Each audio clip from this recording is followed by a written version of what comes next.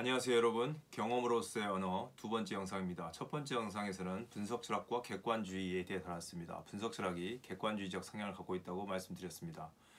20세기 초에 등장한 분석 철학은 언어를 통해서 전통적으로 제기되었던 철학적 문제들을 새롭게 다루는 철학적 흐름이라고 할 수 있습니다.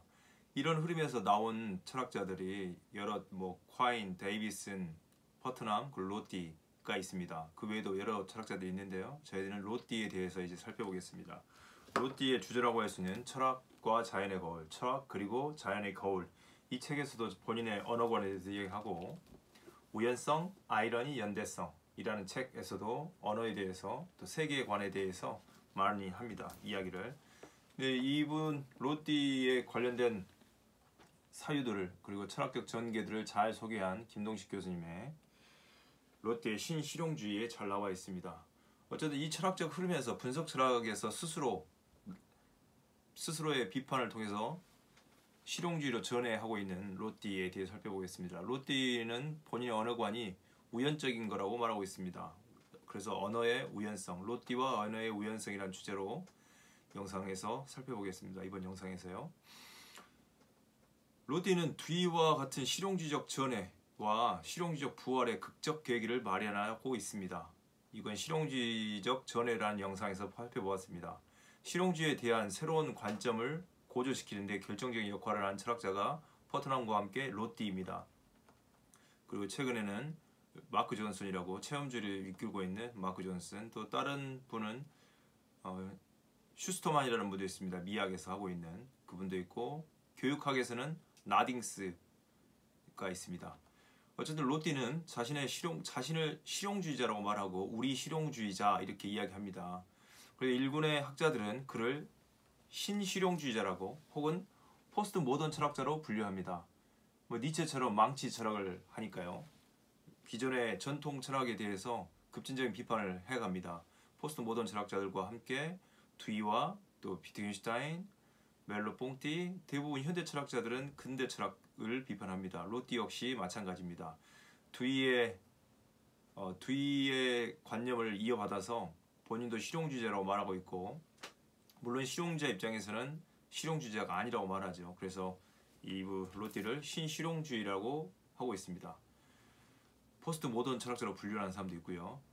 로띠와 두이의 사유가 비판적이고 치유적인 측면에서는 같이 공통점이 있습니다. 서로 철학적 탐구의 체계 건설적이고 원리적인 측면을 두이가 주장한다는 점에서 로띠와 사유가 갈립니다. 본인이 실용주의자라고 말하고 있지만 로띠는 건설적이고 체계적인 걸 원하지 않습니다. 두이는 이제 체계적인 것, 건설적인 걸 원하는 거죠. 대안적 사유에 대해서 이야기하니까요. 로띠는 이제 마치 철학이 의사와 같은 역할만 하면 된다.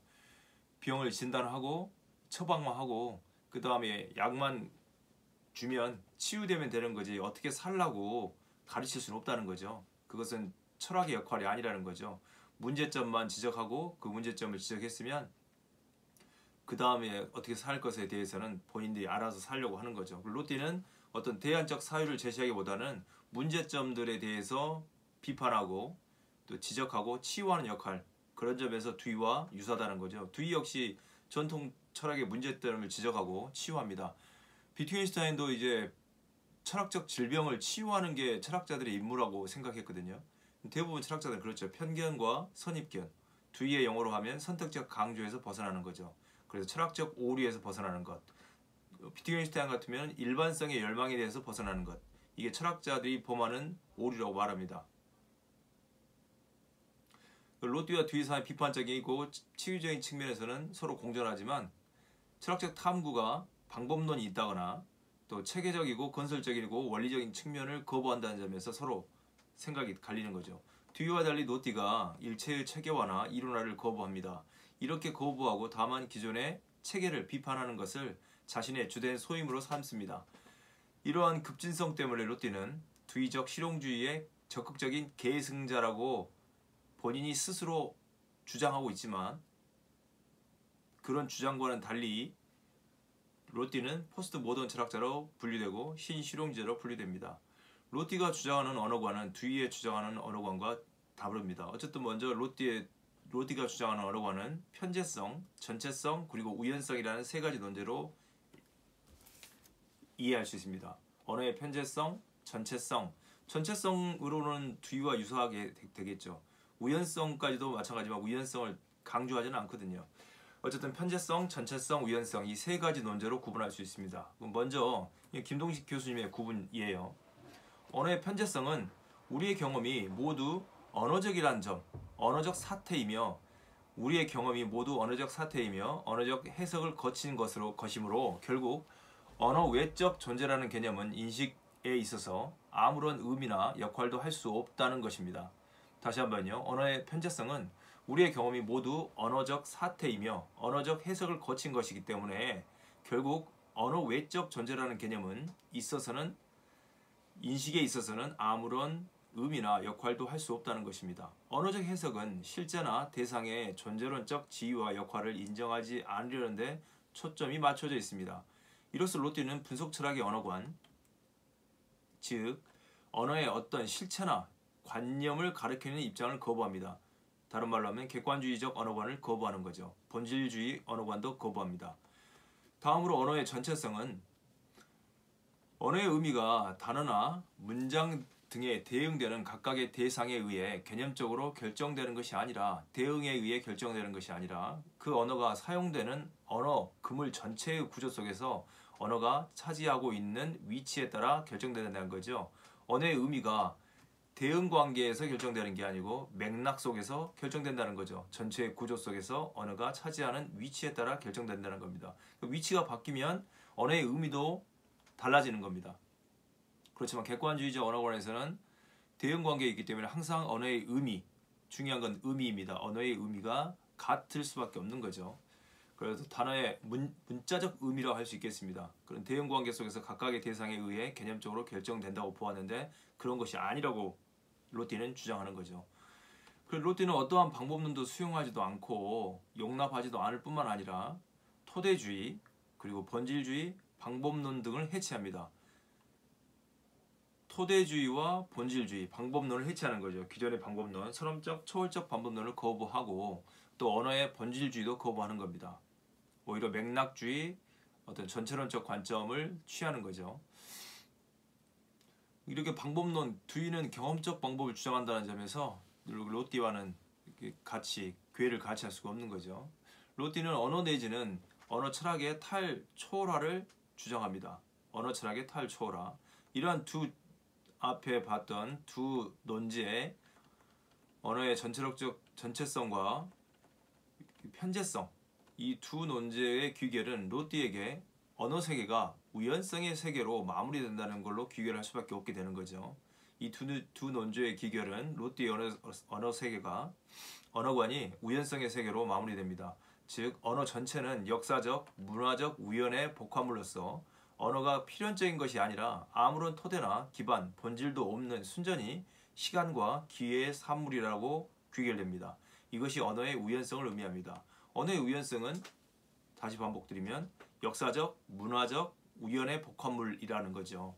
이처럼 우연성 논제를 바탕으로 분석 철학을 전면적으로 거부하는 로티에 따르면 분석 철학은 칸트 철학의 또 하나의 변형으로서 마음과 대상의 표상의 문제에서 언어와 세계의 표상의 문제로 전환됩니다. 이게 철학과 자연의 겨울, 철학 그리고 자연의 겨울이라고 번역했는데 보통 철학과 자연의 겨울이라고 합니다.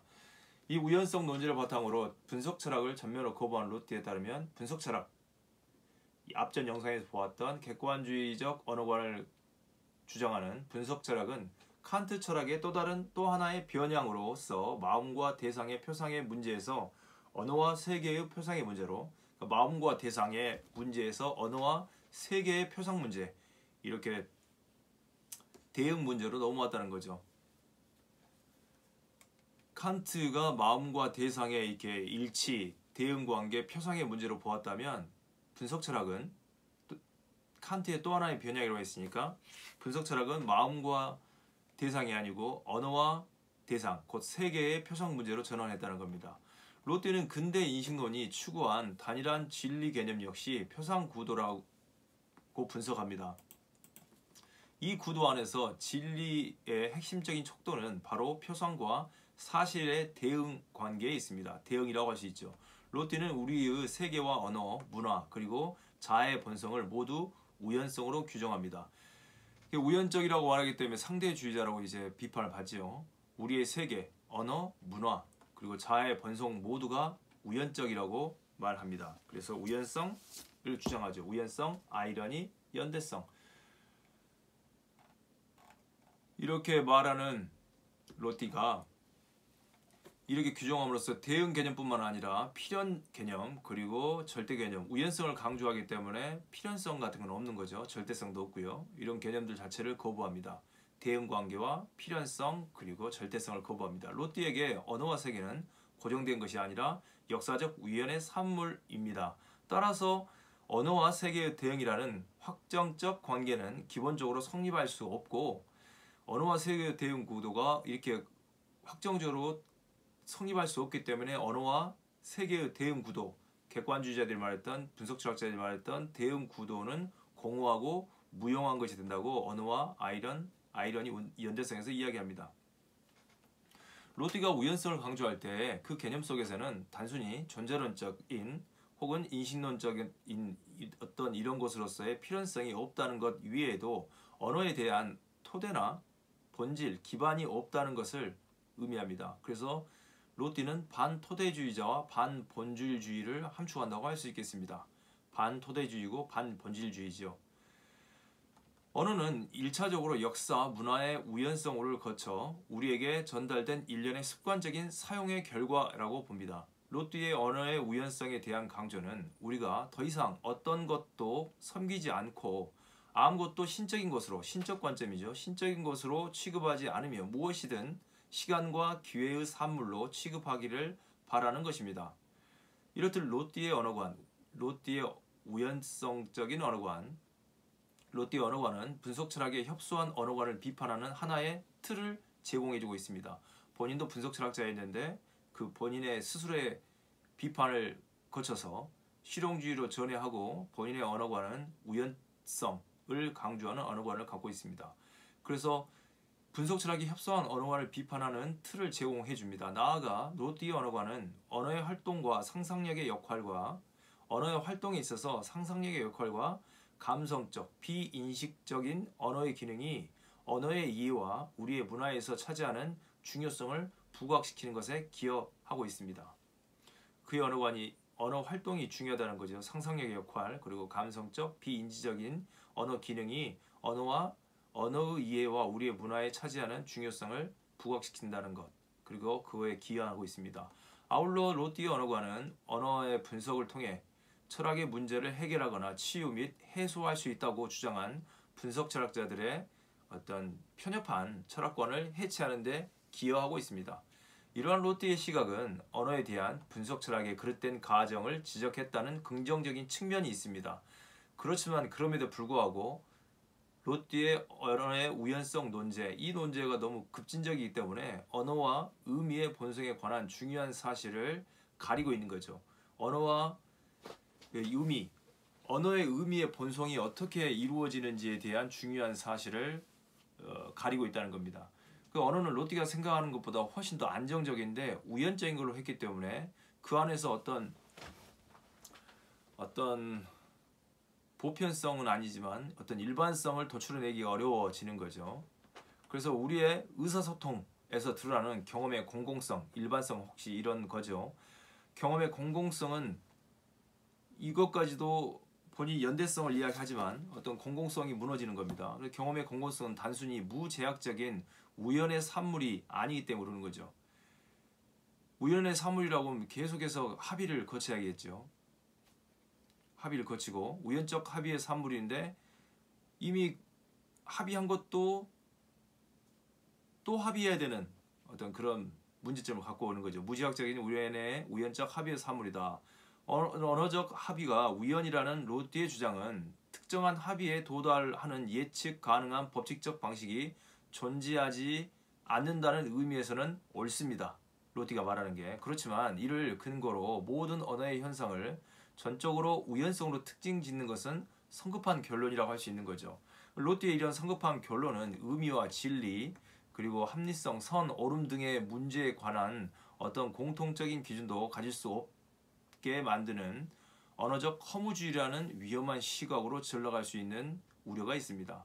물론 로티가 암시적인 방법으로 잔인성을 피해야 하는 것을 하나의 척도로 제시함으로써 극단적인 우연성 논제에서 한 발짝 후퇴한다고 볼 수 있습니다. 그런다 할지라도 그의 급진적인 견해는 허무주의적 상대주의라는 우려에 대응하지 못할 수 있는 점이 문제가 있습니다. 그래서 언어의 우연성 논제를 허무주의적 상대주의로 전락할 위험성이 있기 때문에 이제 그러면 객관주의와 상대주의를 넘어서야 되는데 이걸 넘어설 수 있는 가능성은 롯데도 말했던 것처럼 뒤에 경험으로서의 언어, 그래서 우리가 이 주제가 경험으로서의 언어의 영상입니다. 분석 철학과 객관주의를 살펴보았고 롯디의 상대주의적 혹은 우연성 논제를 중심으로 하는 언어관을 살펴봤습니다. 그러면 언어가 뭘까? 저는 이제 뒤의 관점을 따라서 경험으로서의 언어라고 봅니다. 전체성도 있고 우연성도 있지만 급진적인 이렇게 우연성으로 넘어가지 않는.